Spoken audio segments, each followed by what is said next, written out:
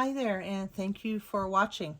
I am going to show you how I store my paper pumpkin leftovers as well as the kits if I don't get to them right away, or I purchase multiples because I know I'm going to have a project down the line and I really want to use that type of design. So we all receive our paper pumpkins. Those of you who have a subscription, it comes in a box. Sometimes it's decorated with whatever theme we're working on. It is very neatly packed. You get your stamp, you get your ink, and it comes with some beautiful tissue paper all the time. You can get a nice collection going if you want to keep it and use it right away for maybe a gift. So your pumpkin comes sealed like this, and everything that you need to make the kit is inside. So here's your stamp set that you get. You always get a stamp set, you always get an ink spot. If you do not use this, I have the larger Stampin' Pads, so I will put this away. I keep all of my little guys in a cigar box according to color. So if it'll be shades of purple, then I will put them in there, and shades of blue, shades of green, and so forth. So we're just going to put that aside now. This is just an example. And let's say that I have made my cards. Okay, so I'm done making my cards, and I have some leftovers. I have leftover adhesive, I have leftover twine, and there's probably some leftover die cuts. So what I do, I'll show you what I do with my stamp in a minute. So what I do is, I have a bin that I bought, and it measures about 11 across by, I want to say 12 or 11 by 14, I think. This fits in my cubby, and I have two of them. And I just put the most recent one in front. I am working on something right now, so these two are going to be coming out. But I just wanted to show how I organize my opened kits or ones that are not opened. This one, I had two of them, so I just started putting the rest of the components in there. And I had some extra add-ons that I bought, so I just put those in there. So I have two of these. Once they start getting too filled, too crowded, then I think of an idea and I go to town, and pretty soon 4 or 5 of these are gone. So I don't want them like that. I don't want things, I want them just filed nice and neat, and when too much is too much, I get rid of that. So that's how I store these. And again, my inks go in a cigar box, and my stamp sets, so I do have two of these. So one stamp set will stay with the kit, and the others, all I'm going to do is cut a little slice in that plastic and then just slide it in. So one stamp will stay with the kit, and the one that I'm using, that I have used already, I got these little sleeves. They are from Totally Tiffany. They don't seal, they don't do nothing, they just open up. One of the front is longer than the back side. I fold it so I can read the month and year and part of what it's called. I fold the directions and I place it in there. Then I take my stamp set and I put it like so. All right, then I take, I have 4 of these little crates that I acquired from a friend. Actually, I have 7 of them, but I've only filled up 4. I can fit 3 years of pumpkins in here. And what I do is put the most recent first. So I still have December that I need to put in here. I'm working on Valentine's, so I pulled these out. I needed some sentiments, so I pulled them out. And I will just put them back in where they go in place. I have them in order by month, January from the back all the way up to December. And then we'll start up again I might have 2 or 3 in here. If that's the case, then this other stamp set, I might just put it inside like this, or I might put it in another case, because then if someone comes over or someone wants to borrow it, I just give them one of my little packets and they're good to go. Now, what I used to do when I started, see, here's another one, but I wasn't going to pull them all out of my cubbies. I may switch it up this year. I haven't got to it yet, but I think I'm going to put all of January and then put a little divider, and then do all of February and all of March, do something like that, because now I'm counting like all the months and I have to look for Jan and then go, oh, here's a Valentine, and then go again another 12 months, and then here's another Valentine for the year, and so on.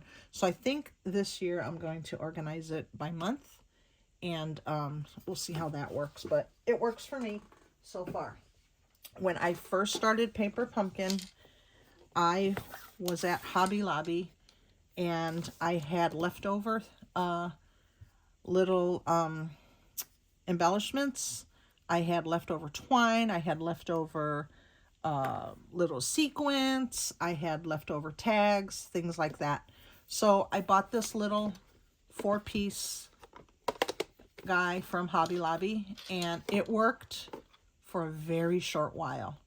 I was accumulating twine every month, and with getting more than one kit, this was filled almost immediately. I couldn't keep up with using it.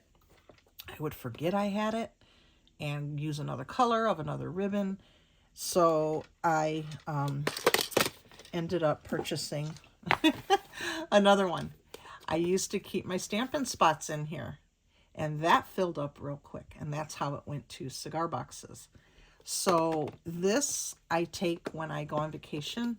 I will put little Stampin' Spots in here, or my ink pads, just so they don't shift around. And, well, no, this isn't the one. I take a larger one. I take that back.